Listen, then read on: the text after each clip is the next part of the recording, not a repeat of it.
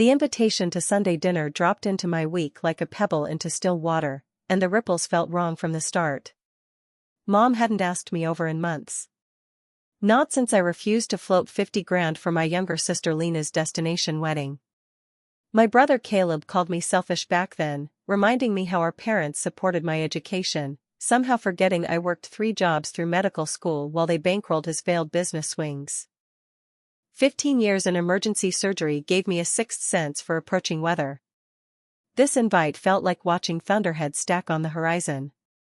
So I showed up in my modest Honda Civic. I'd learned not to flash anything that looked like success around my family.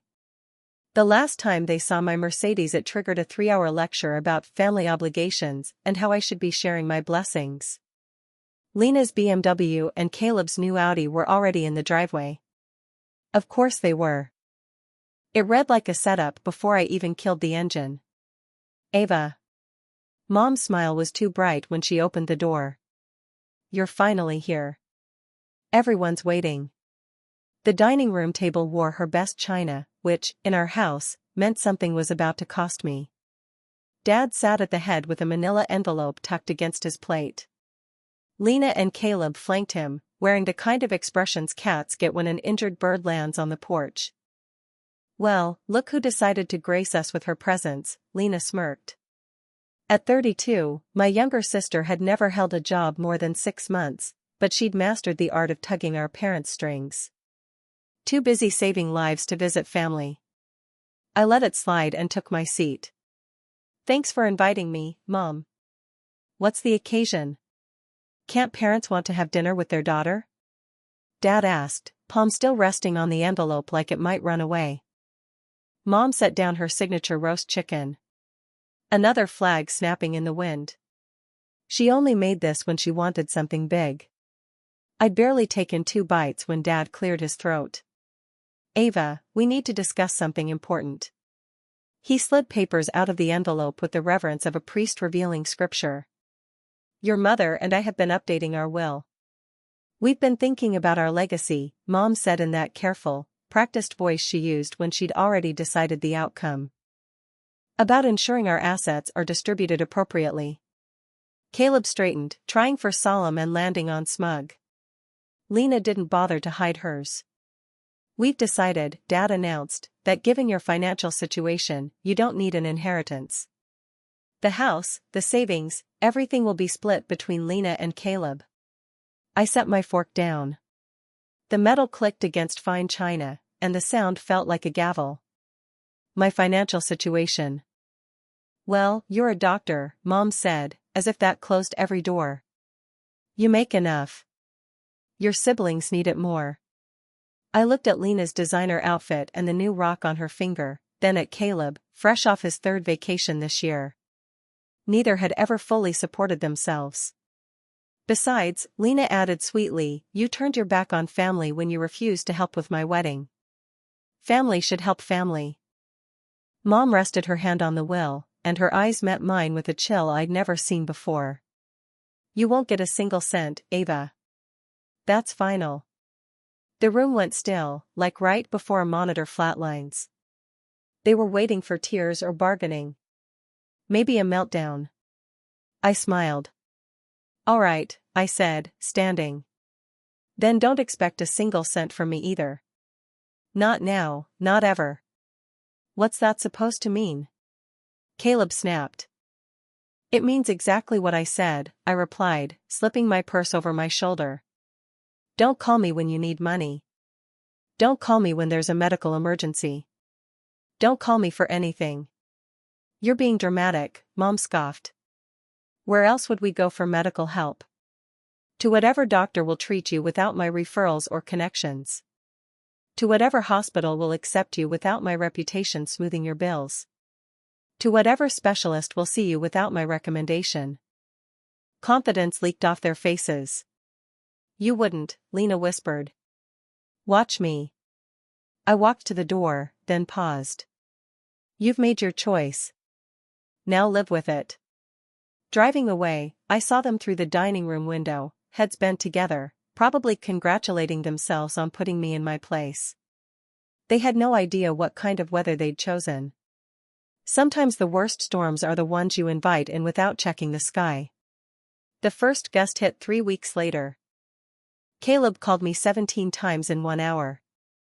I let each call go to voicemail, remembering Mom's cold eyes over that will. The 18th call came from my hospital.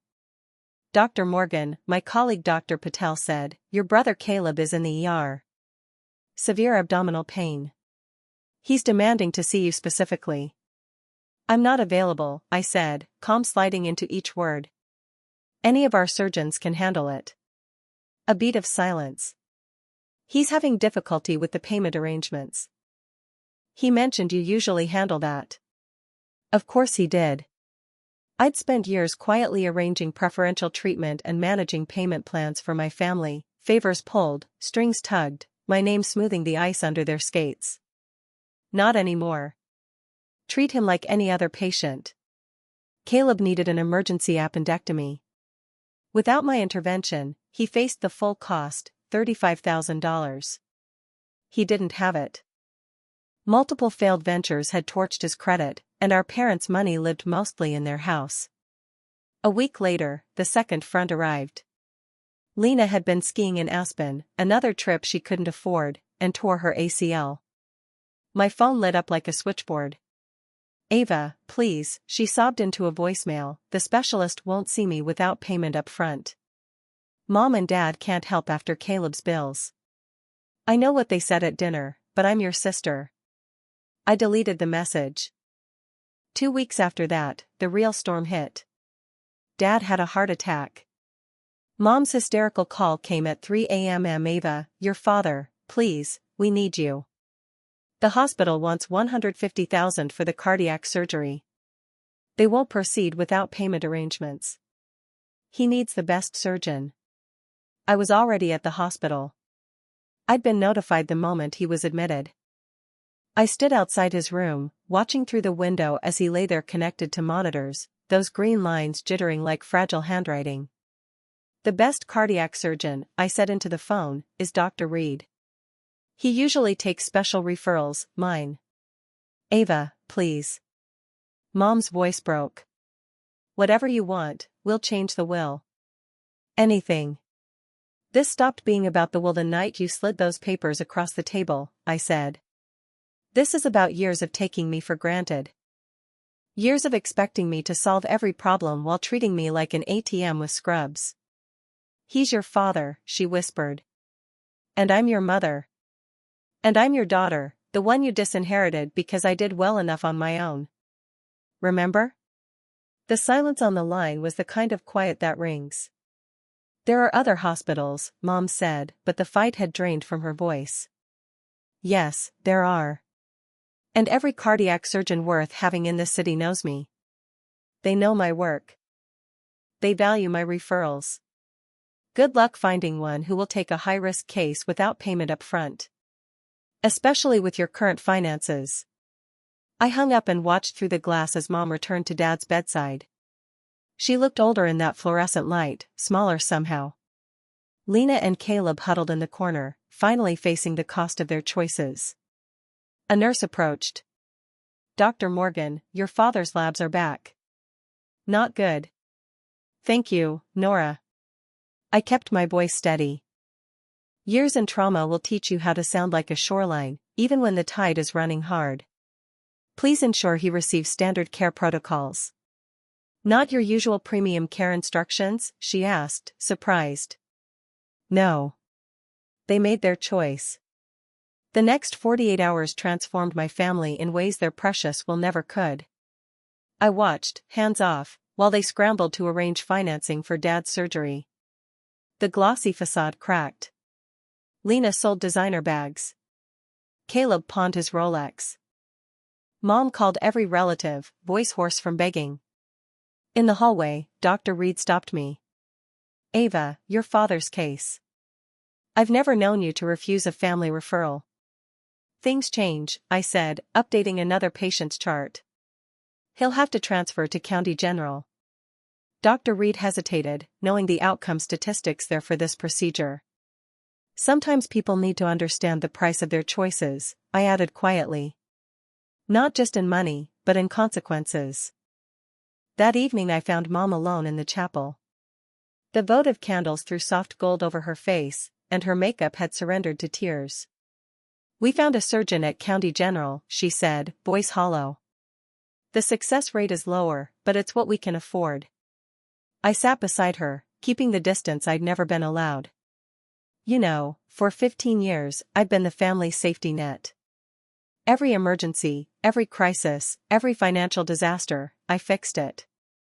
Not because you asked kindly. Not because you ever really thanked me.